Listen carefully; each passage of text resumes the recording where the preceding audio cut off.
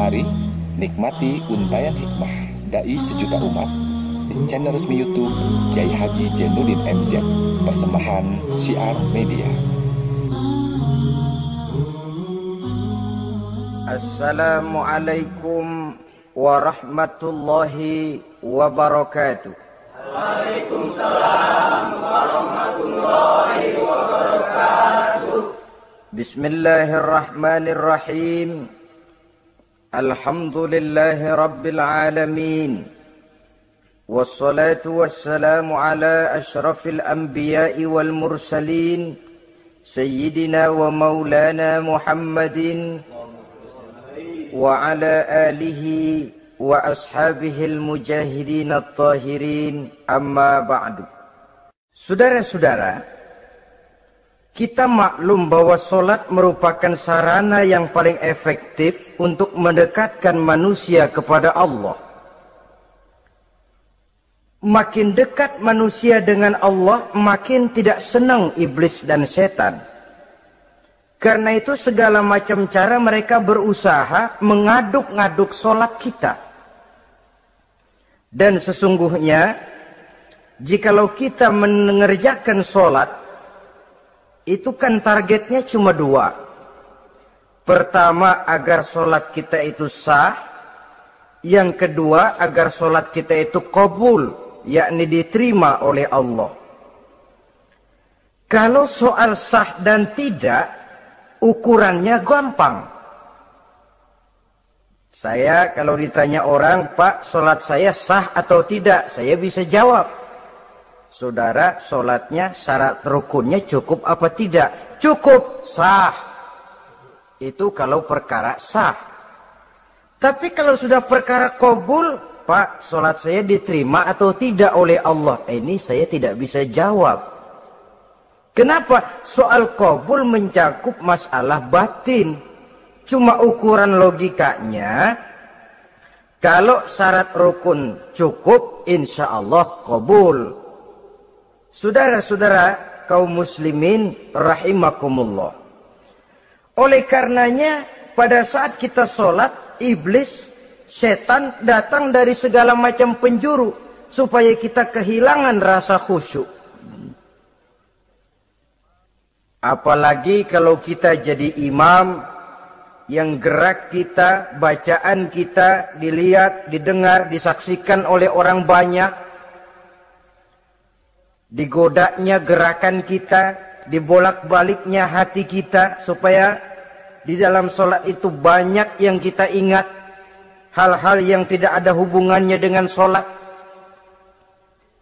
Kadang-kadang belum sholat kita ribut nyari pulpen, nggak ketemu, begitu takbir ingat pulpen di atas lemari. Mulai goncang lagi niat kita sholat. Kadang-kadang kalau hati tidak bisa dipermainkan, iblis berbisik lagi. Gerakan kita dalam sholat tidak mencerminkan kekhusyuan. Kalau gerak juga ternyata masih bisa khusyuk, bacaan kita dibuatnya kita seperti dikejar-kejar waktu. Sholat Isya misalnya, dengan cara kilat khusus, super singkat. Saya katakan tadi, apalagi kalau kita jadi imam, iblis mudah mendatangkan penyakit riya. Karena mengimami orang banyak, lalu supaya dikira alim, dibuatlah sholatnya itu mantep-mantep. Surahnya dicari yang panjang-panjang, paling pendek sabbihis sama wadduha. Tapi kalau sudah sholat sendirian, cukup inna a'toinakal kausar sama kul huwallahu ahad. Kayaknya khusyuk bukan main. Kalau imam, bahasanya dipaseh-pasehin kayak orang 16 tahun di Mekah. Usolli fardhol maghribi salasa raka'atin. Saudara-saudara kaum muslimin yang berbahagia, Oleh karena sholat merupakan sarana yang paling efektif untuk mendekatkan diri dengan Allah, maka orang yang khusyuk di dalam sholatnya merupakan musuh utama daripada iblis. Sekarang bagaimana bisa khusyuk caranya? Kalau khusyuk 100%, rasa-rasanya sulit. Untuk sampai ke arah sana orang memerlukan tahapan. Kepada Imam Ali karramallahu wajhah, baginda Nabi pernah memberikan satu tes. Ali, saya ya Rasul, kalau kau bisa sholat 2 rakaat saja dengan khusyuk, aku kasih hadiah sorban. Baik ya Rasul. Sembayang Imam Ali 2 rakaat. Selesai sholat, assalamualaikum wassalamualaikum. Rasul bertanya, yang mana sorbannya Li? Tanpa nengok, Imam Ali menjawab, yang hijau ya Rasul. Setelah menjawab yang hijau, Rasul berkata, kamu tidak khusyuk Li. Kenapa? Soalnya tadi waktu sembayang mikirin, nanti kalau ditawarin sorban pilih yang hijau aja ah. Sehingga begitu ditanya, refleks menjawab, yang mana Li? Yang hijau saja ya Rasul. Oleh karena itu, menurut Al-Imam Nawawi, pada tingkatan yang paling sederhana, sudah sampai ke tingkat khusyuk, asal pada waktu takbiratul ihram ingat kepada Allah.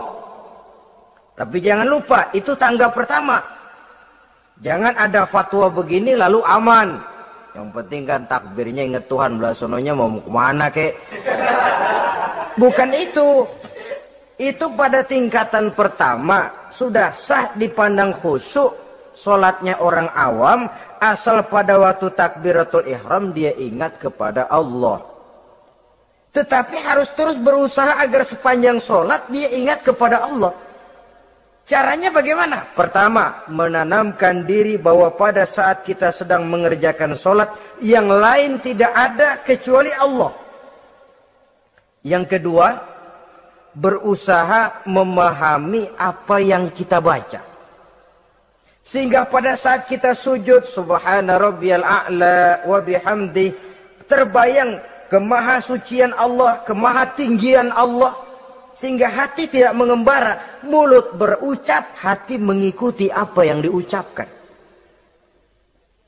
Yang kadang-kadang membuat hati kita jalan-jalan, badan di masjid, badan takbir, badan ruku, tapi hati di pasar, hati di kantor, hati di pabrik. Karena yang kita ucapkan tidak berakar di hati. Yang kita baca kita nggak tahu artinya. Sangat boleh jadi hati lalu mengembara kemana-mana. Jadi untuk menopang kekhusyuan ini, cara yang paling efektif, pertama, tidak ada yang lain pada waktu kita sholat kecuali Allah. Yang kedua, berusaha memahami apa yang kita baca. Dikala kita sujud dikala kita duduk di antara 2 sujud, Rabbighfirli, ya Allah ampuni dosa saya, warhamni, kasihani saya, dan selanjutnya. Mulut membaca, hati mengikuti. Dengan mengikuti, hati tidak terlalu mengembara, ada tempat dia kembali. Saudara-saudara kaum muslimin rahimakumullah. Itu yang kelima. Yang keenam, yang menjadi musuh iblis, mukminun nasih. Orang mukmin yang suka memberikan nasihat. Orang mukmin yang suka memberikan petunjuk. Termasuk juru-juru dakwah, para muballigh itu merupakan musuh utama iblis. Kenapa? Tiap hari iblis kampanye. Tiap hari iblis mengajak dengan segala macam cara yang kalau perlu dia berikan kamuflase. Dia berikan fata morgana. Kalau perlu yang haram dia bungkus dengan merek halal. Kalau perlu kejahatan dia bungkus dengan baju kebajikan. Istilahnya racun diberi merek madu. Dan itu wajar. Cuma kita tentu harus punya filter, daya saring positif agar tidak salah pilih. Karena iblis ini pintar betul. Kalau kita khusyuk dalam sholat, dia tanamkan kepada kita misalnya seperti tadi itu.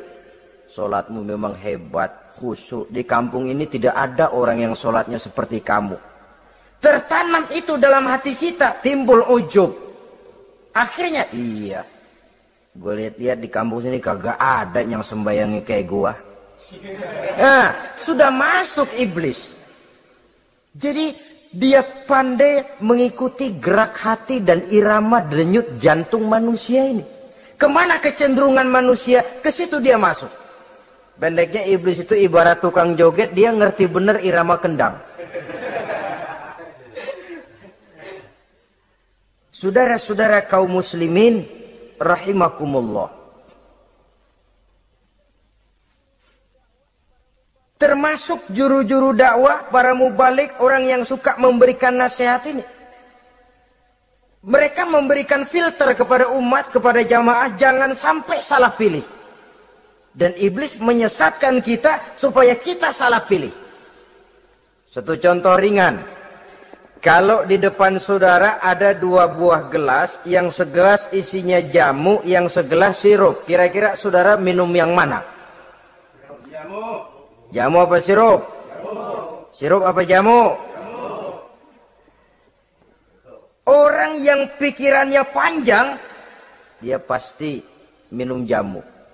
Pahit memang, getir memang, tapi besok badan sehat, tenaga kuat, gairah kerja ada, kreativitas timbul, semangat menghadapi kehidupan tumbuh.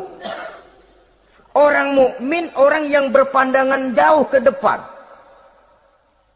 Pandangannya panjang.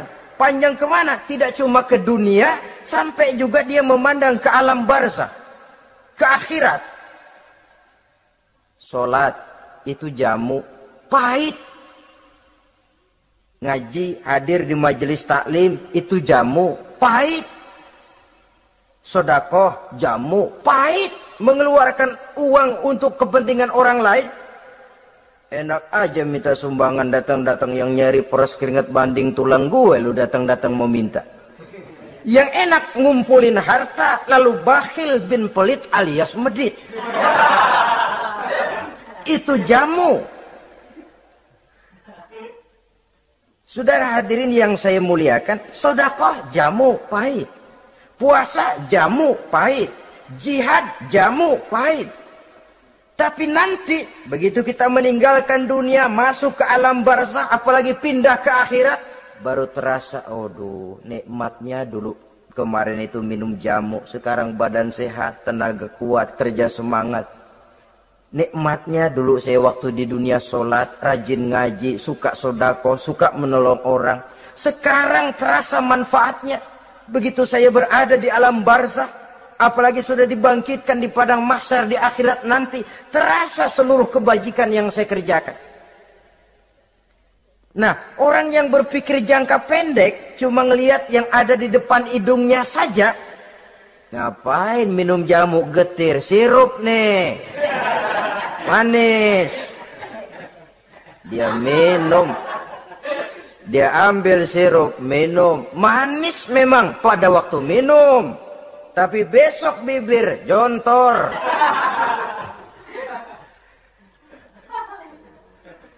Meninggalkan perintah Allah, sirup itu. Manis. Tidak sholat, manis. Tidak bayar zakat, sirup, manis. Tidak mau puasa, sirup, manis. Manis sekarang. Tapi nanti besok begitu masuk ke alam barzakh, begitu dibangkitkan di padang mahsyar di akhirat nanti, merintih kita menahan penyesalan yang sudah tidak ada artinya lagi.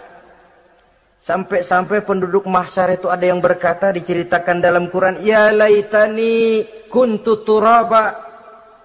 Wahai celaka, kenapa kita nggak jadi tanah saja? Menyesali kejadiannya. Andai kata mereka bisa kembali ke hidup di dunia lagi, mereka akan minta kejadian yang kedua untuk berbuat baik. Tapi tentu sudah penyesalan yang tidak ada gunanya lagi. Maka saudara-saudara, emang cuman jalan duluan kecebur di sumur yang nyesel duluan. Ada orang jalan, yang paling depan kecebur di sumur, itu tuh gue nyesel duluan katanya. Nyesel duluan. Yang lain mesti nyeselnya belakangan. Saudara hadirin yang saya muliakan. Nah, orang yang suka memberikan nasihat kepada orang lain dimusuhi iblis. Kenapa? Tentu nasihat yang membawa kebaikan. Iblis nggak senang betul itu.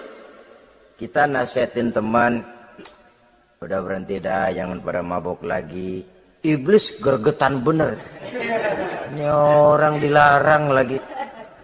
Kita nasihati teman, udah jangan masang-masang lagi dah, nggak bakalan kena, dikebohongin. Nggak ada orang jadi kaya masang judi, bangkrut malah loh. Ini kan termasuk tipu daya iblis, judi dinamain sumbangan.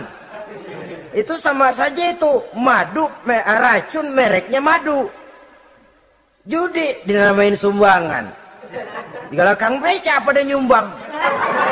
Kayak orang kaya lagunya.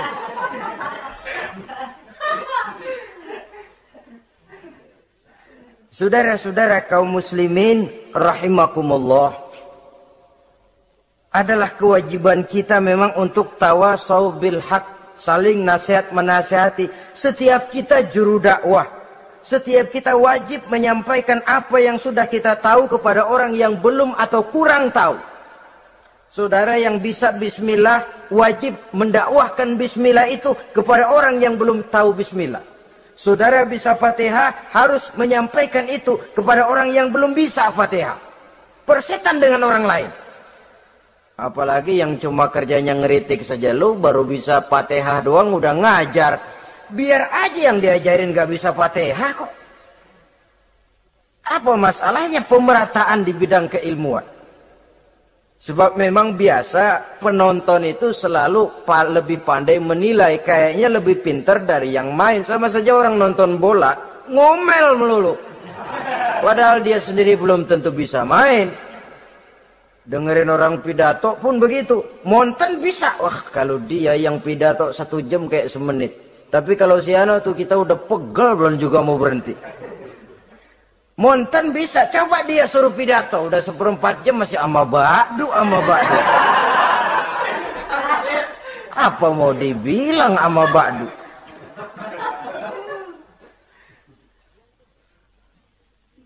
Yang ketujuh, yang menjadi musuhnya iblis,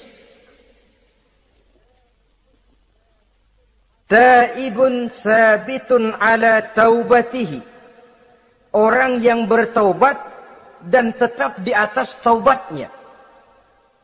Secara jujur, tidak ada manusia yang tidak punya salah. Dan orang yang baik memang bukan orang yang tidak punya salah. Karena tidak ada orang yang tidak punya salah.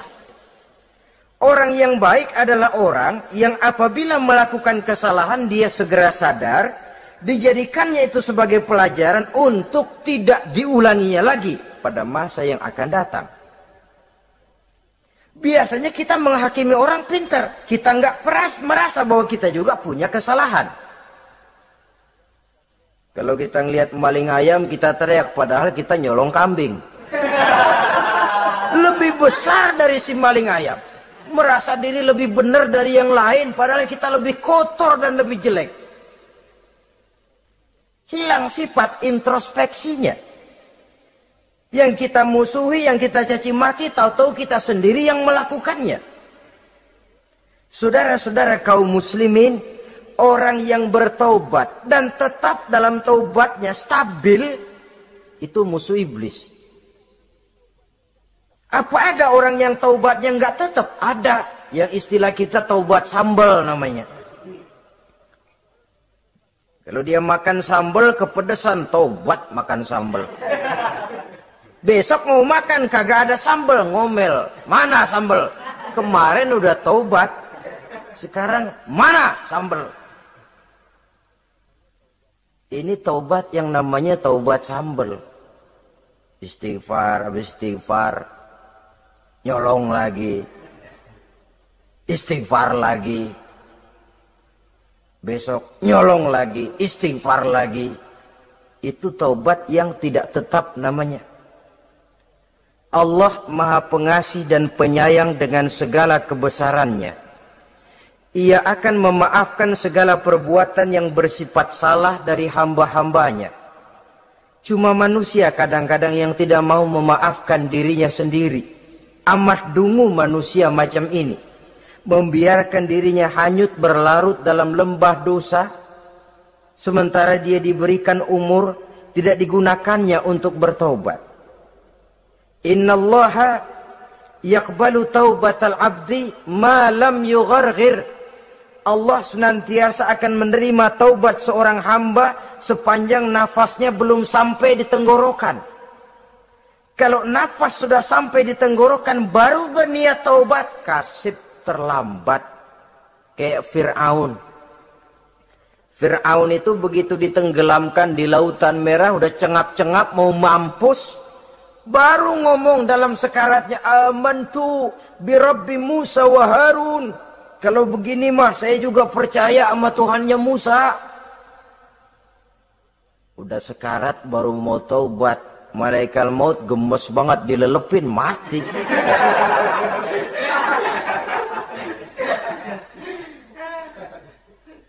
Nah, kepada adik-adik remaja, biasanya kalau sudah bicara taubat, pikiran kita, taubat mah urusan 70 tahun ke atas. Kita masih lama ini. Sebenarnya tidak. Masalah taubat adalah masalah salah dan dosa. Masalah salah dan dosa adalah masalah manusia. Sejak dia akil balik sampai ajal datang merenggut nyawa. Hidup ini tidak selalu berjalan mulus. Hidup ini tidak selalu berjalan di atas kertas putih. Kadang kita tersilap, kadang kita tersalah. Kadang situasi dan kondisi menyebabkan kita berbuat lain dari yang seharusnya. Itu kehidupan. Silih berganti. Oleh karenanya pesan Nabi, wa'atbi'i sayyi'atal hasanah. Perbuatan salah ikuti dengan kebajikan. Dosa iringi dengan taubat. Jangan nunggu. Saya untuk taubat takut nanti bikin lagi. Nah, ini namanya punya harapan mau bikin lagi. Nanti aja dah kalau tua-tuaan. Saudara, kalau dosa itu ditumpuk, itu sama saja kotoran yang menodai hati. Kalau kotoran nggak rajin kita bersihin, dia akan berkarat. Dan kalau sudah berkarat, sudah sulit untuk dibersihkan. Itu makna ungkapan Imamul Ghazali, hati manusia sebening kaca. Lapisan dosa yang dia kerjakan adalah debu yang menutupi jernihnya kaca. Orang yang bersih dari dosa, dekat dengan Allah, hatinya jernih seperti kaca. Dari hati yang jernih, radarnya kontak kepada Allah. Sinyalnya nyambung channelnya itu. Getarannya hebat. Wajar kalau lalu dia bisa tahu apa yang besok akan terjadi. Diberitahu oleh Allah. Yang namanya ilmu laduni itu. Ilmu yang ditransfer langsung oleh Allah. Karena kebersihan hatinya.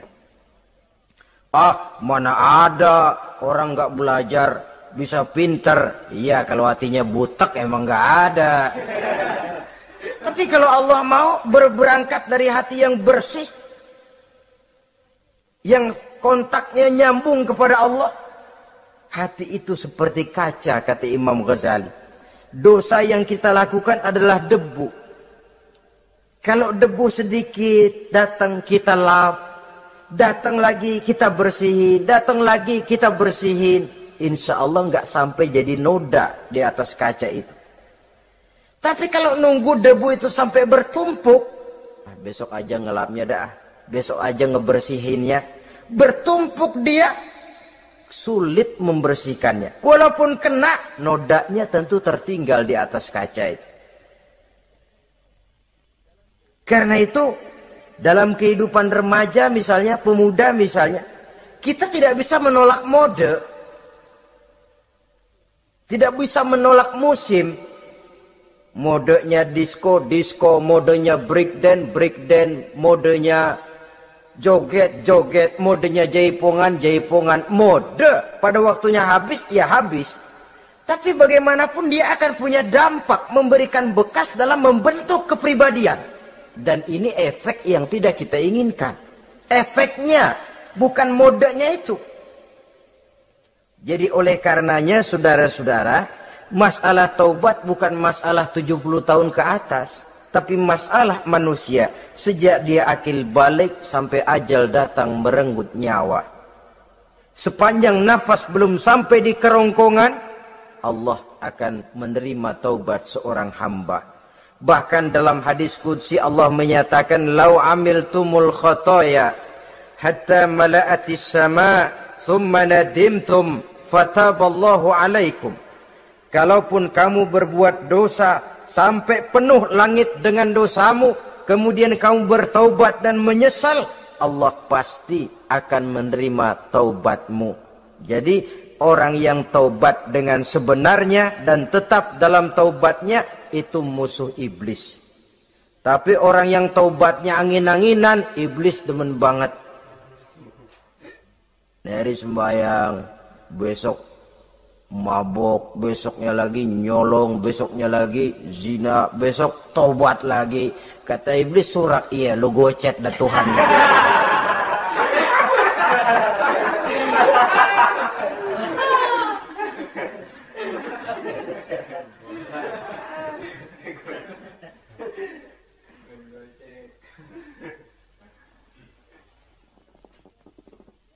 Selanjutnya, yang ke-8, musuh iblis, musuh setan, mu'minun yudawi mu'alat taharah. Orang mukmin yang membiasakan diri selalu dalam keadaan bersuci. Baik dari hadas kecil, lebih-lebih dari hadas besar. Wudu utamanya memang untuk sholat. Tapi membiasakan wudhu dalam kehidupan sangat baik sekali. Mau ke kantor wudhu dulu, mau ke pasar wudhu dulu, mau ngajar wudhu dulu. Apa sebabnya? Karena dalam keadaan suci, orang ada sikap memelihara kesuciannya. Kalau kita naik PPD pagi-pagi gelantungan, kalau punya wudhu, hati-hati kesenggol perempuan juga sayang sama wudhu. Tapi kalau nggak punya wudhu, jangan kesenggol, kita nyeruduk. Ada semacam sikap apik di dalam kehidupan ini. Karena itu biasakan wudhu. Untuk menjaga kebersihan diri, kebersihan zahir, kebersihan batin. Belum lagi kemanfaatan di akhirat. Sebab kata Nabi, "Inna ummati ya'tuna yaumal qiyamah ghurran muhajjalin min asaril wudu." Umatku di akhirat nanti akan datang menghadap Allah dengan muka berseri-seri, bersinar-sinar dari sebab sering wudu.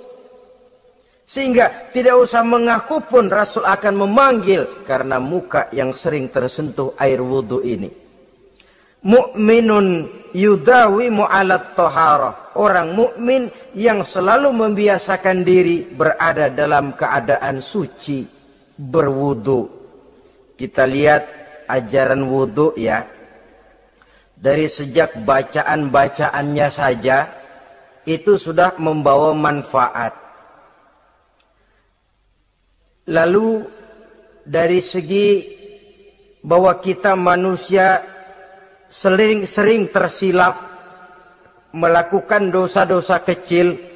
Dosa-dosa kecil itu oleh air wudhu dia rontok. Tangan kita suka colak-colek pada saat membasuh dua tangan. Allahumma inni as'alukal yumna wal barakah wa a'udzubika minasyu'mi wal halakah. Dosa yang ada di tangan itu rontok. Mata kita suka pelotot-pelotot, nggak karu-karuan.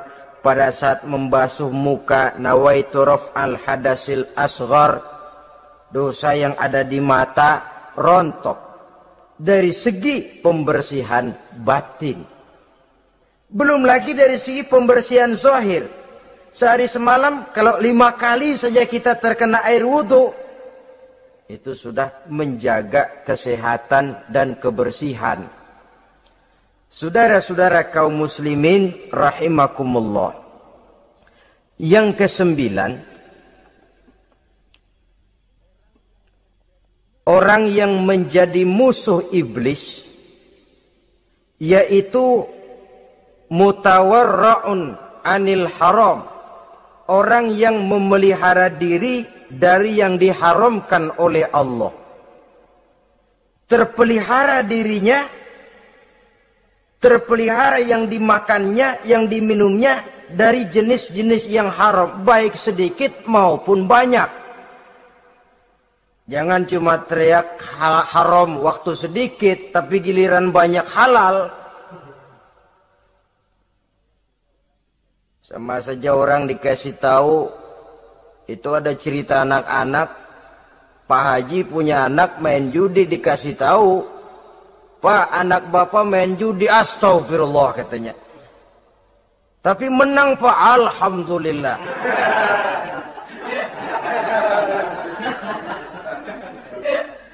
Ini kan sama saja.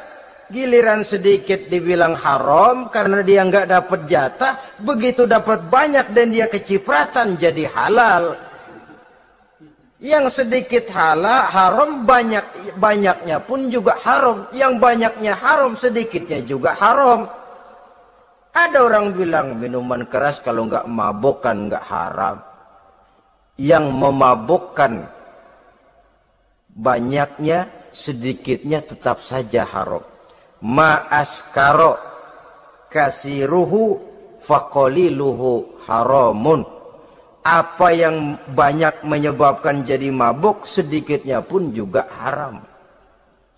Saudara-saudara kaum muslimin, yang ke-10 yang terakhir, musuh daripada iblis ialah mukminun rahimun, orang mukmin yang berhati pengasih.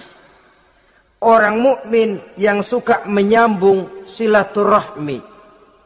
Orang mukmin yang tidak suka bertengkar. Orang mukmin yang tidak suka marah-marahan. Kalaupun terpaksa marah, tidak lebih daripada 3 hari. Jadi boleh saja marah kalau alasannya tepat, tapi nggak lebih dari 3 hari. Kalau perlu bikin perjanjian, kita marah ya 3 hari.